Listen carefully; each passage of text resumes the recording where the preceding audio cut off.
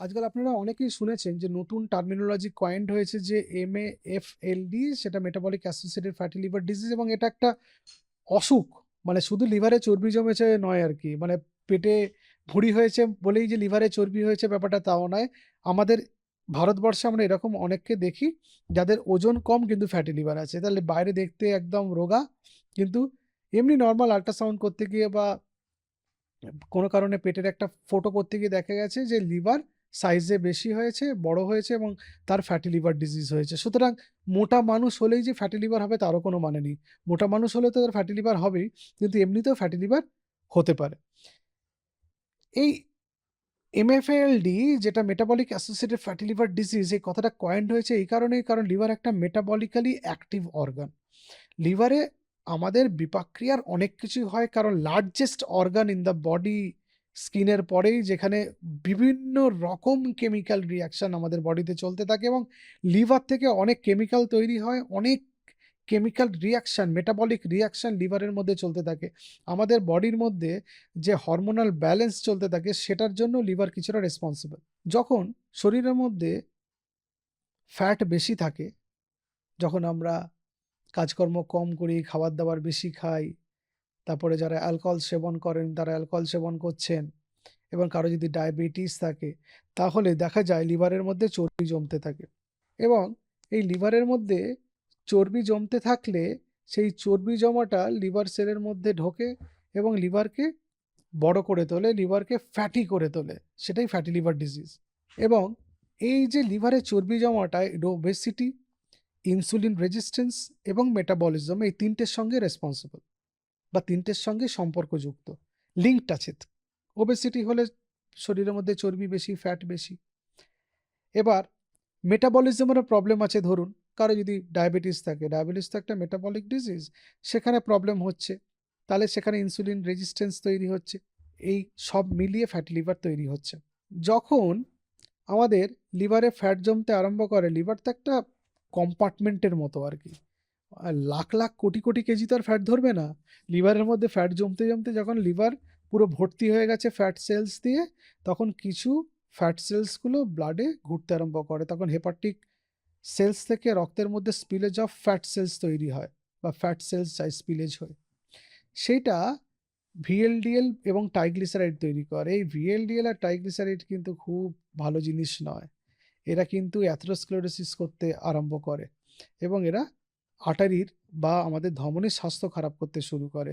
এবং যখনই ট্রাইগ্লিসারাইড বাড়তে আরম্ভ করে এবং যখন মেটাবলিক ডিজিজ থাকে, তখন এইচডিএল কম থাকে এবং এলডিএল বাড়তে থাকে। এলডিএল এর মধ্যে স্মল পার্টিকেল এলডিএল বেশি বাড়তে থাকে, সেগুলো আরও খারাপ, আরও dangerous.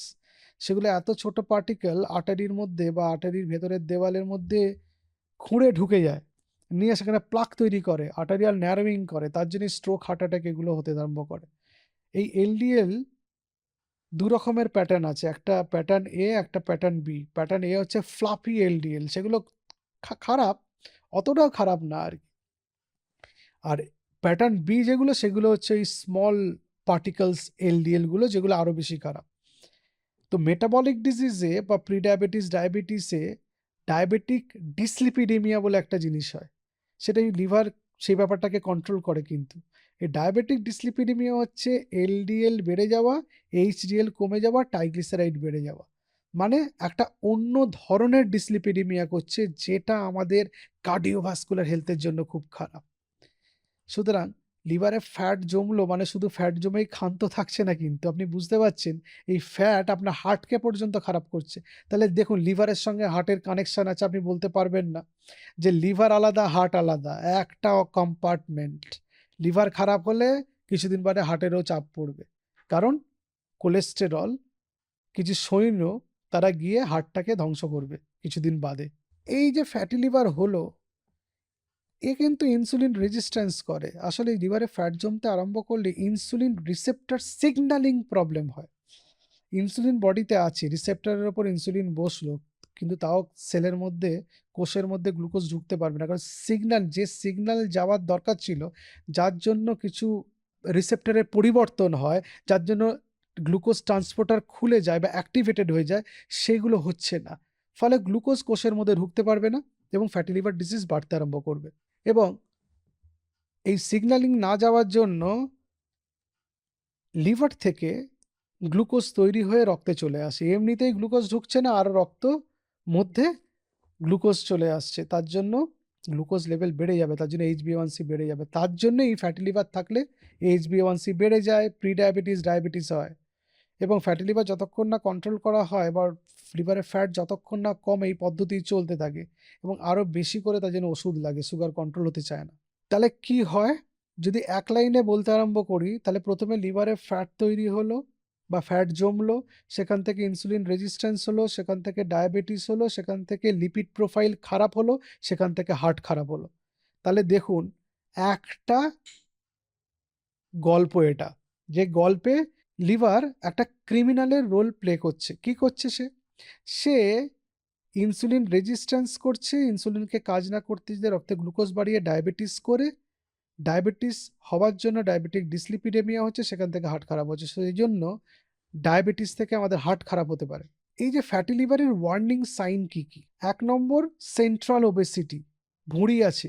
2 number high triglyceride, 3 number high fasting blood sugar, 4 number low HDL cholesterol, good cholesterol যখন কম থাকে, 5 number hepatic heaviness in the right upper quadrant, মানে পেটের ডান দিকের উপরে ব্যথা।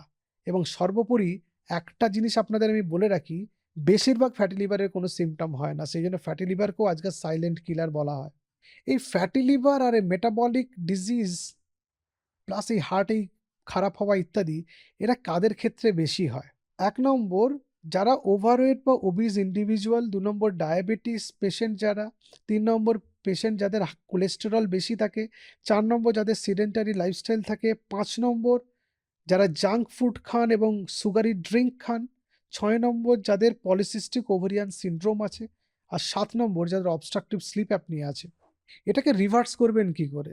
সেই এক কথা, রিভার্স করতে গেলে হাঁটতে হবে, এক্সারসাইজ করতে হবে, রিভার্স করতে গেলে ওজন কমাতে হবে, রিভার্স করতে গেলে কার্বোহাইড্রেট, রিফাইন্ড কার্বোহাইড্রেট কমিয়ে ফাইবার রিচ কার্বোহাইড্রেট খেতে হবে, কমপ্লেক্স কার্বোহাইড্রেট খেতে হবে, লিন প্রোটিন খেতে পারেন, অ্যালকোহল বন্ধ করতে হবে, ঘুমের সময় নষ্ট করলে হবে না, ঘুমাতে হবে এবং স্ট্রেস লেভেল কমাতে হবে, তবেই এটা থেকে আপনি বাঁচতে পারবেন বা কিছুটা বাঁচার চেষ্টা করতে পারবেন। এবং আপনাকে একটা তথ্য দিই, কেউ যদি কারো শরীরের ওজন 5 থেকে 7% কমায়, মানে কারো যদি মনে করুন 100 কেজি ওজন আছে, সে যদি টার্গেট করে যে 93 থেকে 95 কেজি আমার ওজন করব, 5% to 7% কমলো, তাহলে আপনার এই ফ্যাটি লিভার হওয়ার সম্ভাবনা মোর দ্যান 50% কমে যাবে, মানে আরও বাড়ার সম্ভাবনা। তাহলে আপনি বুঝতে পারছেন, ওজন বাড়লে 1 কেজি ওজন বাড়লে অলমোস্ট 5% আপনার ফ্যাটি লিভার হওয়ার সম্ভাবনা বেড়ে যাবে। তাহলে আপনি চিন্তা করে দেখুন যে রোগা হওয়াটা এবং রোগা থাকাটা কতটা গুরুত্বপূর্ণ। সুতরাং এই যে ফ্যাটি লিভারের সঙ্গে ফ্যাটের যে কানেকশন আছে, যে ওবেসিটি হলে ফ্যাটি লিভার হবে, শরীরের মধ্যে রিফাইন্ড কার্বোহাইড্রেট গেলে সেটা ফ্যাটি অ্যাসিডে কনভার্টেড হবে, গ্লুকোজ প্রথমে বেশি তৈরি হবে, তারপর ফ্যাটি অ্যাসিডে কনভার্টেড হবে, কারণ ওই গ্লুকোজ কাজে লাগছে না, ইনসুলিন বেশি তৈরি হবে, ইনসুলিন রিসেপ্টর রেজিস্ট্যান্স, ইনসুলিন ওই গ্লুকোজগুলোকে কনভার্ট করতে না পারার জন্য বডি ওই গ্লুকোজগুলোকে ফ্যাটি অ্যাসিডে কনভার্ট করবে, শরীরে ফ্যাট জমবে, ফ্যাট জমলে আপনার বেশি বেশি করে লেপটিন তৈরি হবে, কিন্তু ব্রেন বুঝতে পারবে না যে আপনার বডিতে ক্যালোরির প্রয়োজন নেই, কারণ লেপটিন রেজিস্ট্যান্স তৈরি হবে, এবং আপনি আরও বেশি করে খেতে আরম্ভ করবেন, ফলে আরও ওজন বাড়বে, আরও ফ্যাটি লিভার হবে, ভিসিয়াস সাইকেলের মতো এন্ডলেস, কমপ্লিট এন্ডলেস। আপনি এটাকে কন্ট্রোল করতে পারবেন না যদি শরীরে ওজন না কমায়, লাইফস্টাইল মডিফাই না করেন। লাইফস্টাইল মডিফিকেশন, খাবারের নিয়ন্ত্রণ, ডায়াবেটিস, কোলেস্টেরল, থাইরয়েডের সমস্যা থাকলে সেটাকে নিয়ন্ত্রণ করা, শরীরের ওজন কমানো এবং অ্যালকোহল বন্ধ করা এই ফ্যাটি লিভার থেকে বাঁচার কারণগুলোর মধ্যে অন্যতম। ভালো থাকবেন, নমস্কার।